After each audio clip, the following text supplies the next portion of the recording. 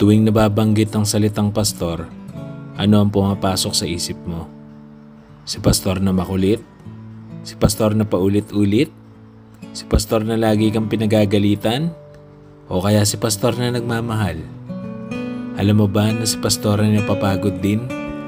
Na si pastor ay may pinagdadaanan ding problema, ngunit nagpapatuloy pa din. Minsan tinatago na lamang sa kanyang mga ngiti ang puso ni pastor na puno ng bighati.